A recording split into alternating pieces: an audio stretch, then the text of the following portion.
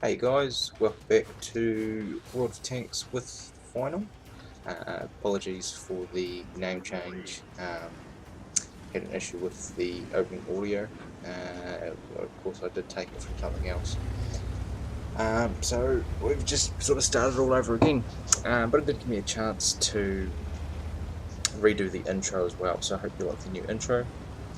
Anyway, let's get into it. So here we are on. Can't remember the map, but that's fine. In the KV-13, it's the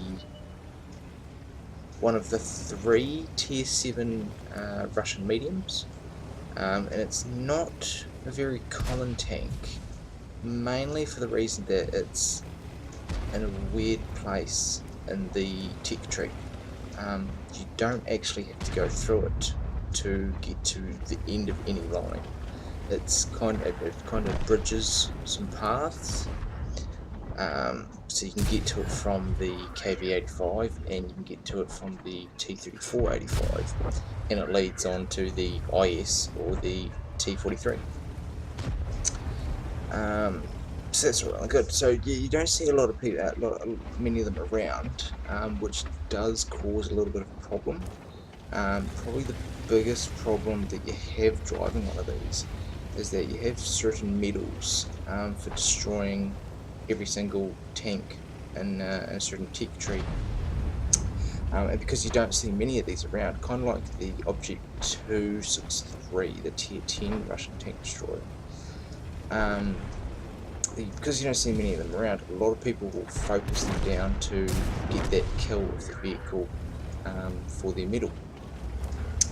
But that's right.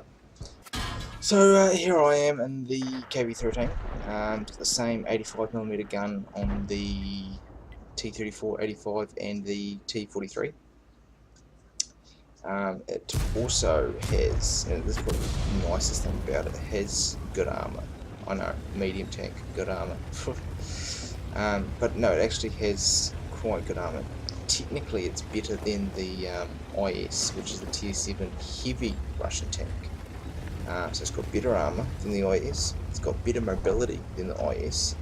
The only thing that is basically not as good is the gun. The gun of course has 144mm penetration and 180 average damage.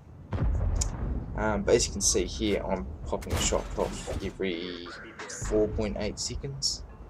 So the DPM on it is quite incredible, as you can see me taking down this Skoda here. Now, I didn't really want to show you a game in this where I was top tier and the armor was just absolutely amazing and bouncing off all the shots and bullying everybody. I wanted to show you the worst matchmaking you can get in this, but still do well on the tank.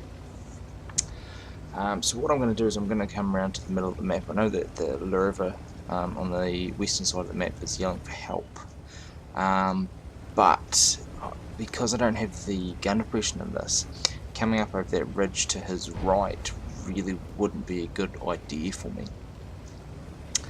So what I'm doing, I'm coming around to this bridge and I spotted a couple of light tanks down here that I was shooting at earlier. So I think, well, why not go off the edge, do a handstand and shoot the Bulldog. Now I'm trying to reload quickly enough to get the kill on the VK, but sadly the defender got there before me. Now on the right hand side of the tank, right hand side of the map, sorry, you can see there's quite a lot of enemy tanks coming around up towards our cap.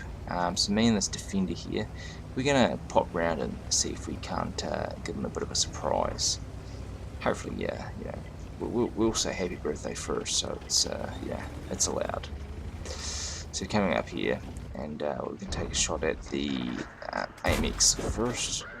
Reason I'm shooting at the AMX first was basically because I want to take out the tank that is the highest chance of killing me, or the defender. Of course, someone else takes him out anyway, so I don't need to worry about him. Now we're going to work on the VK, because he's facing the other way, and this gun will have no problem going through the rear of his tank. It's about now he realises that that we're actually shooting him, and I believe it's about here. He gets a sneaky shot into us, takes our track off. So I'm going to repair that. Am I going to repair that? Yes, I repair that before he can get another shot off. Now you might be noticing that I'm actually using combat rations instead of a fire extinguisher in the KV-13. Reason for that on this tank specifically, I think it only has a 12% chance to light on fire with the engine being hit. So what I'm chosen to do is I've gone for preventative maintenance on the driver, which basically reduces the chance that I'll have an engine fire by 50%. So even then it's like a 6% chance. So I feel like the benefits of combat rations outweigh the negatives of possibly having an engine fire, since the chances are so small. But anyway, so we're coming up to the end of the match. Now they've only got a defender and an RD left, but the defender hasn't been spotted all game. Hasn't got any kills. Doesn't have a huge personal rating either. So at this point, I was sort of wondering if he was AFK. Just because if he was, that would make it a lot easier for us, and of course I might survive the game, which is always nice. So the STA-1 is going to go up the hill, check for the artillery, and I'm going to just slightly go up the hill and see what I can see off in front of me. And there's the artillery. So I come in, try to get my gun down, artillery shoots, misses, and I come round trying to shoot him. The STA rams him, but I get the kill. And would you look at that, the defender is AFK. So everything from here on is just is free damage basically. Which I couldn't really complain about. Who would complain about free damage? But I'll let you enjoy us tear this defender apart, and then I'll leave you with some screenshots of the battle afterwards. Anyways guys, thanks for watching, and we'll catch you next time.